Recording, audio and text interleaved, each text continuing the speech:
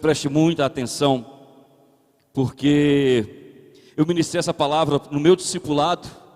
Lógico que eu vou adaptá-la para esse momento do nosso culto, porque é uma palavra um pouco mais ampla, mas eu queria que você pudesse me acompanhar. Preciso que você tenha sua Bíblia na sua mão e que você acompanhe junto comigo, porque eu vou tentar trazer para você uma visão, um entendimento baseado na palavra de Deus, de coisas que nós vivemos muitas vezes, não entendemos por que vivemos, e isso muitas vezes faz com que a gente não prove o melhor de Deus para as nossas vidas. Deus tem o melhor dele para a sua vida, amém? Olha para o irmão que está do seu lado e fala assim: Deus tem o melhor para a sua vida. Escute, igreja, muitas vezes nós somos chamados e puxados para grandes projetos. Nós temos sonhos no nosso coração, desejos no nosso coração, e quando nós caminhamos com Deus, é interessante porque na sua caminhada com Deus, na minha caminhada com Deus, na nossa caminhada com Deus, algumas prioridades na nossa vida vão mudando, algumas prioridades da nossa vida vão sendo ajustadas com a perspectiva e com a ótica de Deus. Aquilo que antes era muito importante deixa de ser importante como era, e outras coisas que pareciam ser irrelevantes para você acabam se tornando mais importantes. E é muito importante quando você começa a caminhar com Deus, que você consiga discernir uma coisa fundamental: projetos que são pessoais e nascem no seu coração, porque são pessoais para você, e projetos que são de Deus e nascem no seu coração, porque eles são de Deus para você.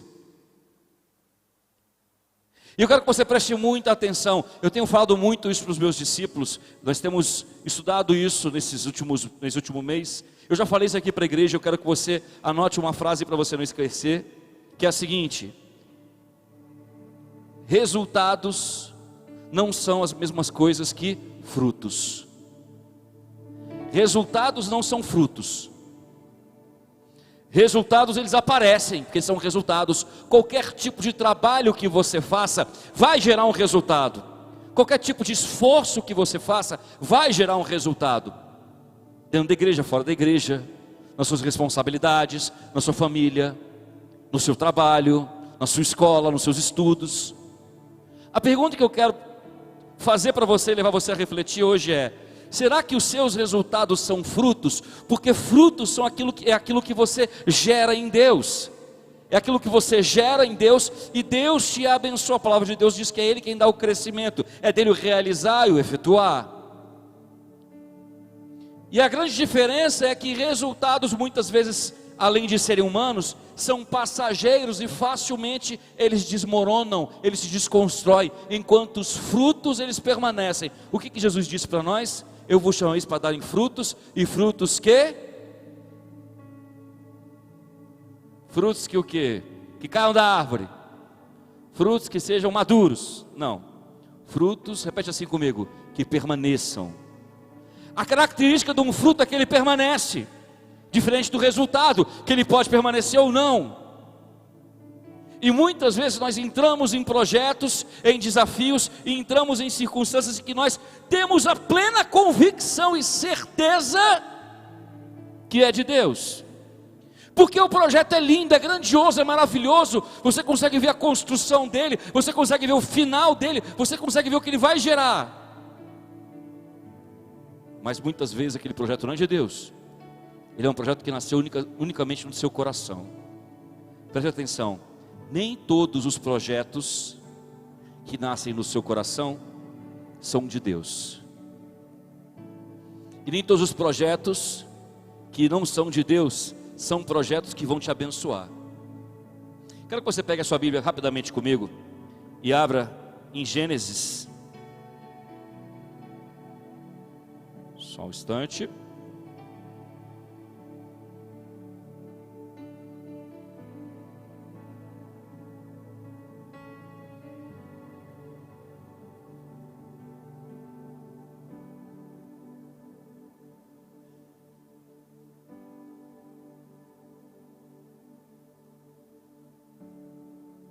Só um instante, igreja, que deu erro aqui, estou abrindo o arquivo.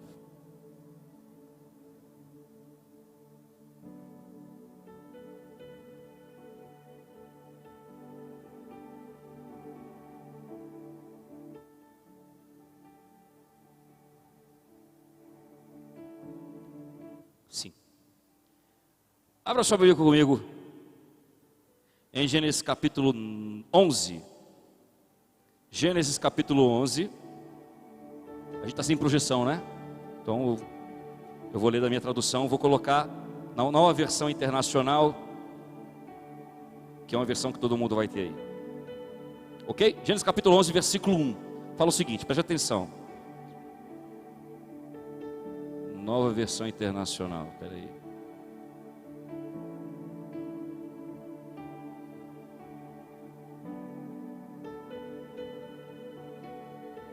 Uma versão transformadora. Diz assim: houve um tempo em que todos os habitantes do mundo falavam a mesma língua e usavam as mesmas palavras.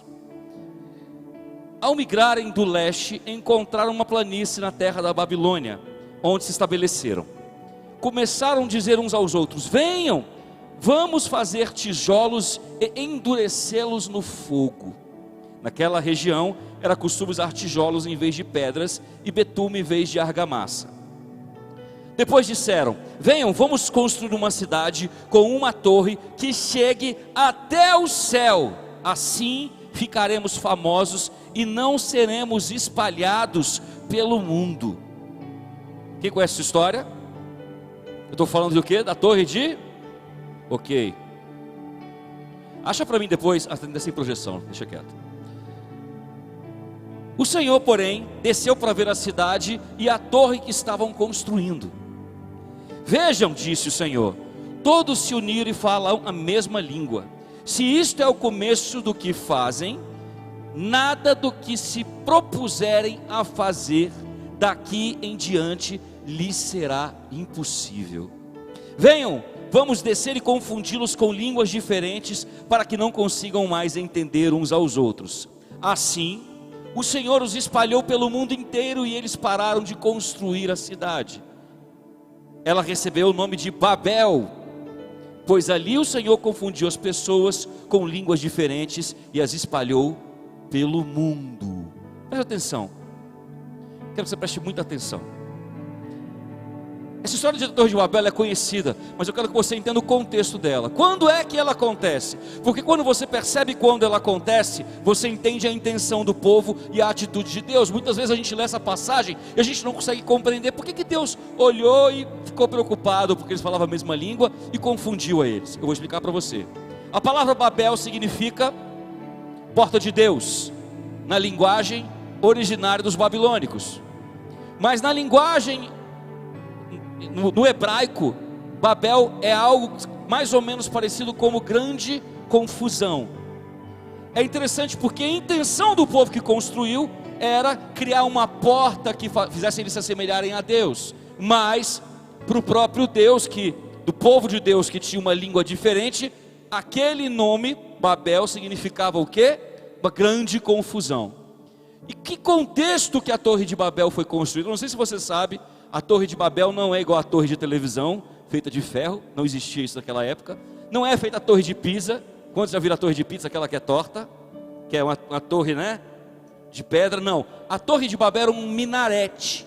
Minarete é um tipo de torre daquela cultura suméria, daquela região, que é como se fosse uma torre em espiral, que começa com uma base muito grande, e ela vai afinando, afinando, afinando, afinando, afinando. E que se tem... a história diz que a Torre de Babel foi um dos maiores minaretes que existiram. Então você imagina o tamanho da base e o tanto que ela era alta. E outra coisa, olha a coisa interessante, ele fala o seguinte: vamos construir para sermos famosos, não sermos espalhados. A Torre de Babel não era apenas um símbolo, como muitas pessoas acham, mas era um lugar de moradia, era um lugar de armazenamento, era um lugar de refúgio. Então era um lugar muito grande para um povo muito grande. Eu quero que você imagine que a Torre de Babel devia ser algo gigantesco de imenso, tanto na sua largura quanto na sua altura. Estão aqui comigo até aí? Até aqui está claro? Qual que era o contexto que a Torre de Babel foi construída? Se você parar para ler a palavra de Deus, nos capítulos anteriores, tinha acontecido algo que mudou a história da humanidade, que foi o dilúvio. O dilúvio tinha acontecido, e o dilúvio veio, limpou a face da terra, e a geração, a humanidade foi resetada, e começou com os filhos de Noé, Cã, Sem e Jafé. A Bíblia nos conta que nem todos os 3 filhos de Noé eram boa praça, eram pessoas de grande confiança. Tanto é que acontece uma confusão depois do dilúvio, quando a família de Noé sai da arca, entre os filhos e Noé, e um dos filhos é amaldiçoado e os outros 2 são abençoados. E ali a população se multiplica. E eu quero que você pare para pensar comigo no seguinte: aquela geração foi criada e cresceu ouvindo a história do dilúvio. E imagina como a história do dilúvio acontecia, era contada. Não seja mal não, viu menino? Porque lá atrás o povo era mau e Deus limpou a terra. Deus é um Deus perigoso, severo. Ele pode olhar para as pessoas, olhar para os comportamentos e pode nos julgar e mandar um outro dilúvio, hein? Eu quero que você comece a imaginar, porque aquela era uma história muito fresca, muito verdadeira. Era que nem o 7-1 do Brasil, na Copa do Brasil que aconteceu. Quem aqui viu o 7-1? Baixa a mão. Quem aqui não viu o 7-1? Levanta a mão. Você que não viu o 7-1, com certeza você já ouviu alguém contar a história do 7-1 para você, sim ou não? Era exatamente a história da torre do dilúvio.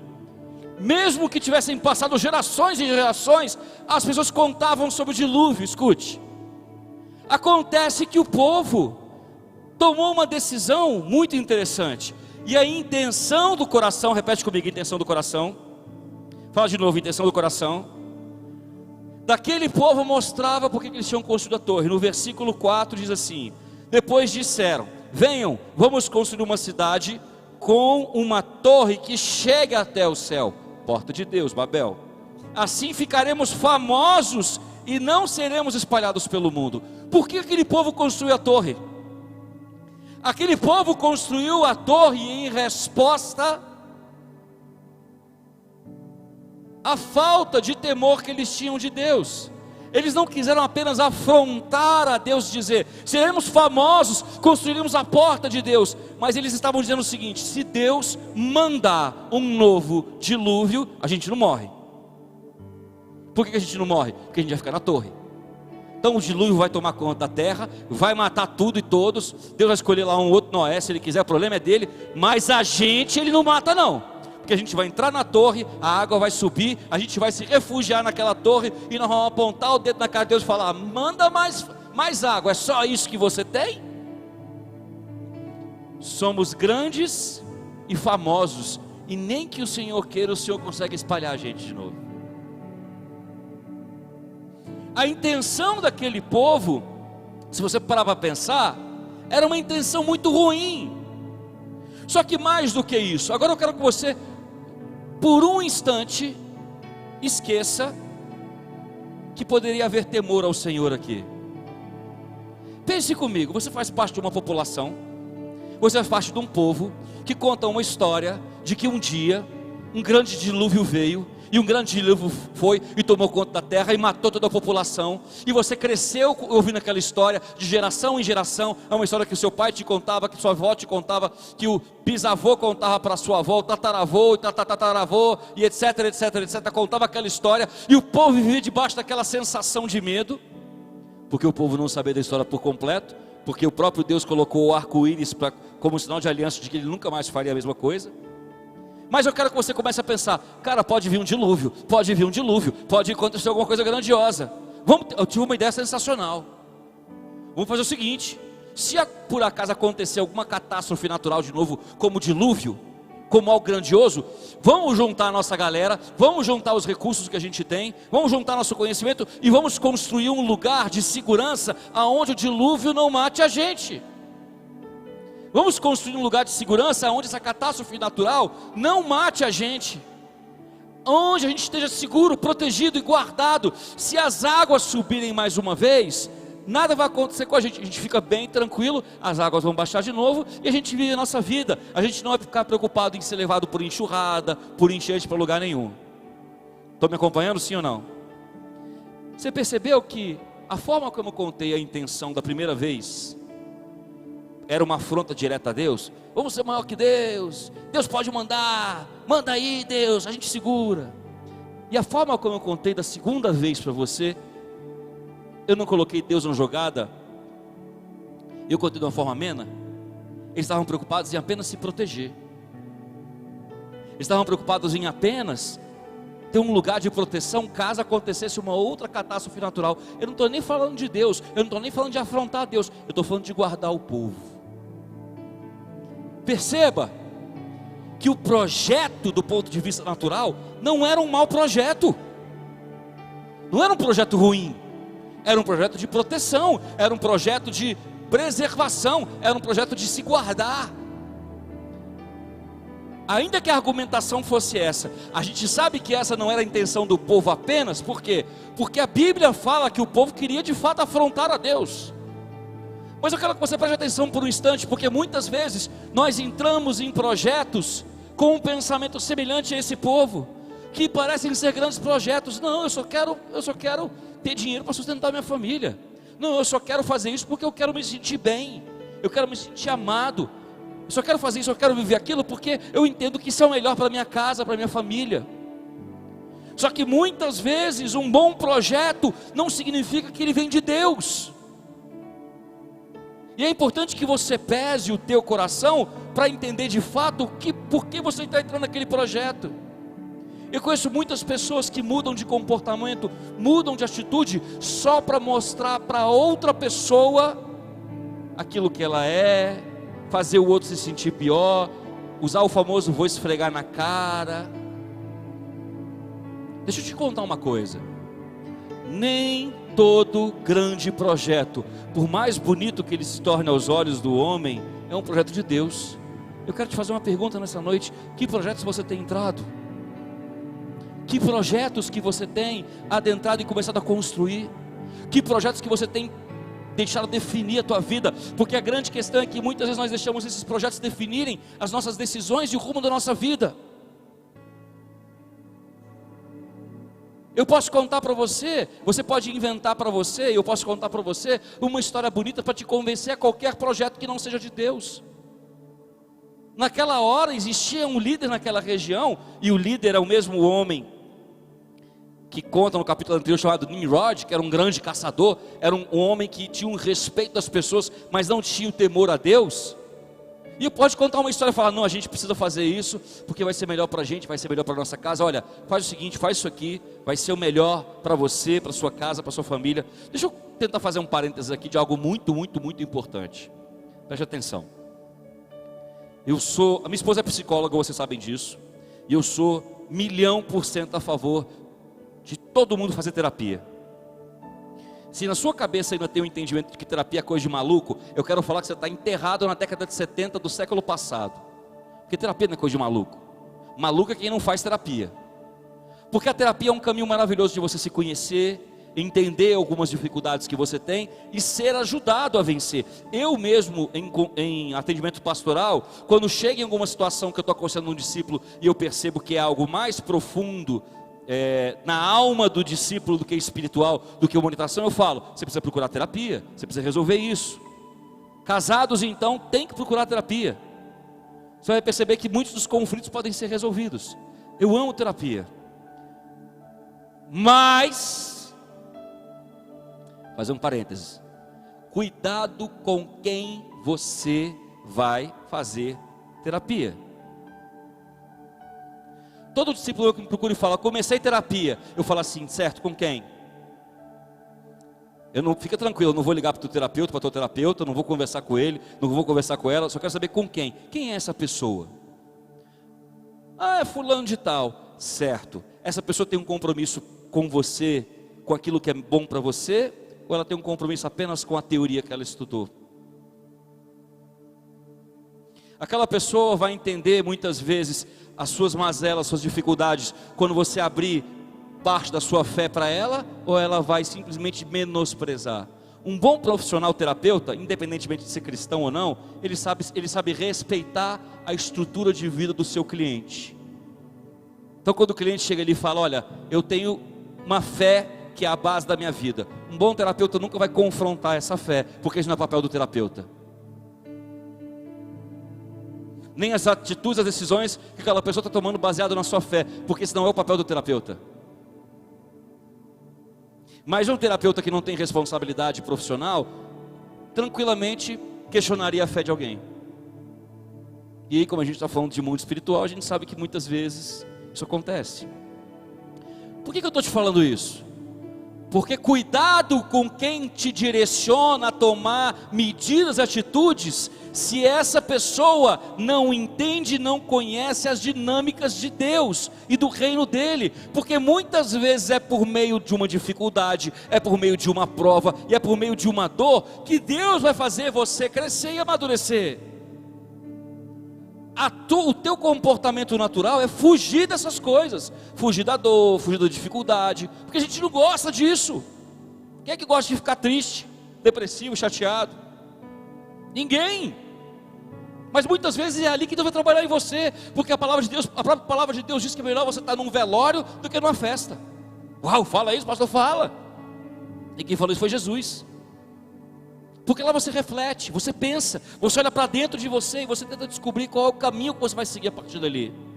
Muitas vezes as pessoas vão te trazer ideias de acordo com a tua vida que são projetos sensacionais. A pergunta que eu te faço é: esse projeto que é sensacional, maravilhoso, fique rico em 30 dias, nasceu no coração de Deus? Foi uma direção de Deus? Pare para pensar. Eu estou falando para você que a Torre de Babel é uma torre que foi construída com uma base larga e foi construída em espiral até chegar a um lugar alto para comportar todo um povo. A gente lê a história da Torre de Babel na Bíblia em 9 capítulos. Parece que foi assim: o cara acordou hoje e falou: vamos construir a torre, e construiu a torre, e amanhã Deus veio, e no outro dia Deus foi embora. Não, meu amigo, aqui foram anos, quem sabe se não foram gerações que passaram aqui, construindo um projeto que parecia ser maravilhoso, mas que não tinha nascido no coração de Deus. Um projeto que tinha um discurso bonito: vamos construir uma torre alta e seremos lindos, maravilhosos. Mas não era algo que tinha nascido no coração de Deus. Aquilo não tinha um propósito em Deus, tinha um propósito puro e exclusivamente humano. Escute, a Torre de Babel gerou um resultado, um dos maiores minaretes e torres que foi construído no mundo, mas ela foi destruída. Projetos que nascem no coração sem a presença de Deus não garantem geração de frutos na sua vida. E frutos são aqueles que te abençoam, e frutos são aqueles que permanecem. Um projeto que você vai entrar e vai começar, abre o teu coração e escute o que eu vou te falar. Um projeto de Deus na sua vida tem que começar com uma palavra dele para você, com uma visitação dele para você, com uma direção dele para você. E o mais incrível é que é o seguinte: esse projeto pode ser o mais absurdo possível. Grandes projetos que não são de Deus, eita Jesus, escuta. Grandes projetos que não são de Deus são muito mais claros, óbvios e fazem muito mais sentido do que grandes projetos que são de Deus. Noé,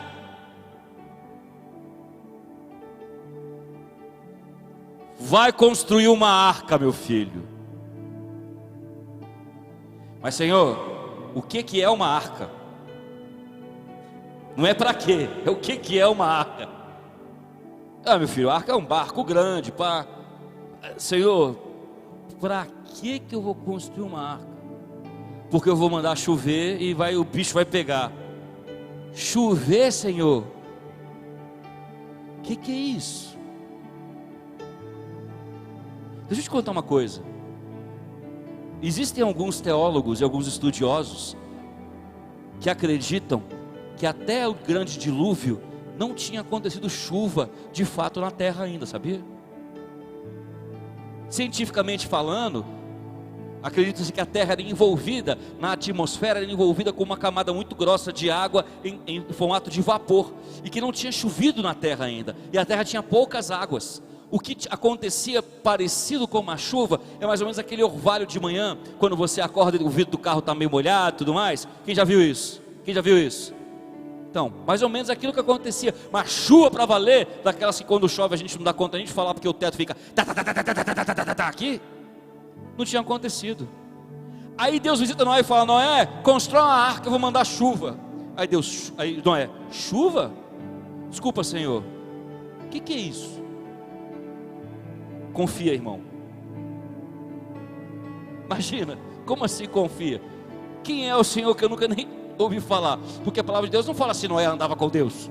Fala das descendências de Noé. Muitas vezes os projetos de Deus, eles são muito mais confusos e não são claros do que os projetos pessoais. Normalmente os projetos pessoais, eles são assim: eu vou estar aqui, vou para cá, depois eu faço isso, depois eu venho para cá, depois eu venho aqui, e uau, consegui. Enquanto os projetos de Deus são assim: vai lá e faz. Mas e depois, Senhor? Depois o quê? Não, mas o que vai acontecer?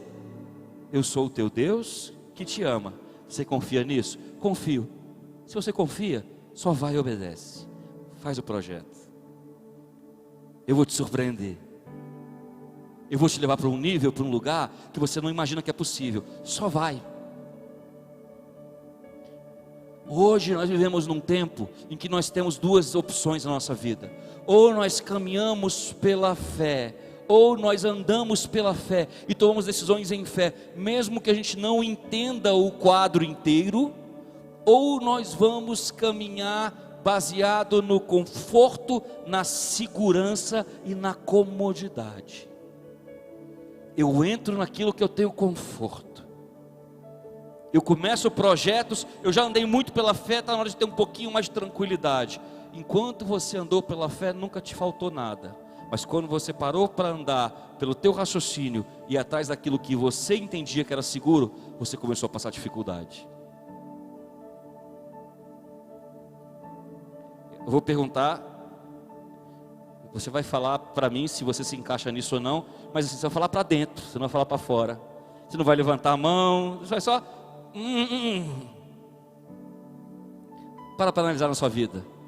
Enquanto você caminhou pela fé em Deus, nunca te faltou nada. Alegria, resposta, direção.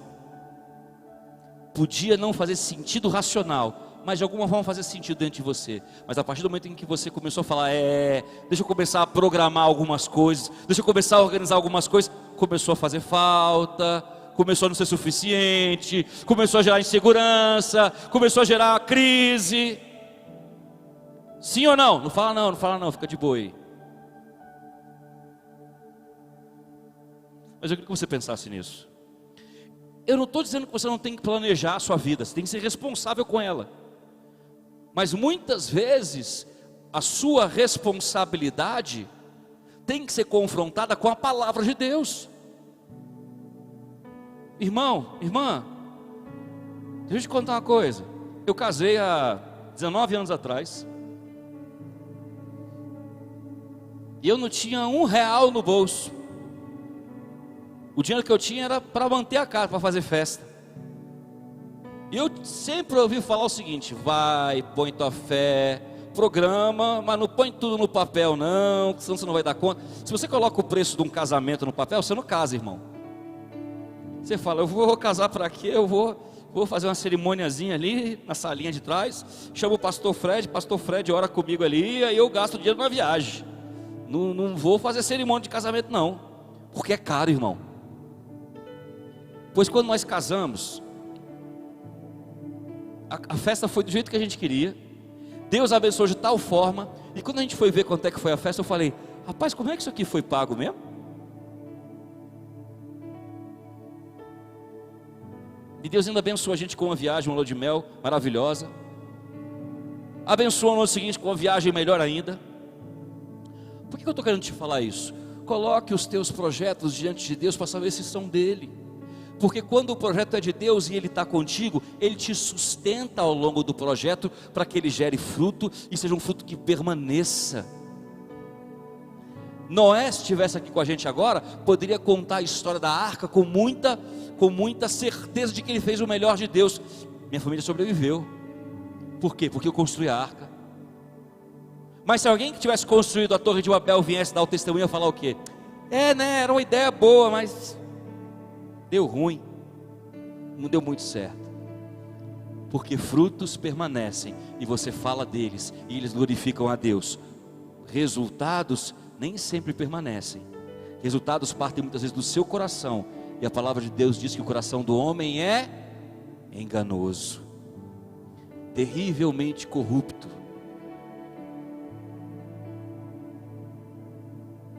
Eu queria que hoje você guardasse no teu coração isso. Eu quero deixar você com a pulga atrás da orelha, porque no domingo que vem eu vou trazer para você o exemplo de um projeto, de quando Deus entra no projeto contigo, de quando Deus te dá uma direção para um projeto e qual o resultado desse projeto. Mas hoje eu quero que você saia daqui com o seguinte entendimento, com o seguinte questionamento no teu interior: os teus projetos são projetos que Deus te deu, que você construiu nele, ou eles são exclusivamente seus? Quem está pronto para crescer em nome de Jesus aí? Então se prepara, porque Deus vai te confrontar, mas Deus vai te consolar e te encontrar em nome de Jesus, amém? Glória a Deus. Feche sua Bíblia, fica de pé onde você está. Domingo que vem, vou te contar de outro projeto, mais profundo, mais forte, que se sustenta em nome de Jesus. Antes da gente orar por esse momento, antes da gente orar, colocando no nosso coração, pedindo discernimento, eu queria ministrar para você o nosso dízimo, a nossa oferta, pedir para você preparar a tua semente na casa de Deus, lembrando que o teu dízimo é a tua aliança com este altar.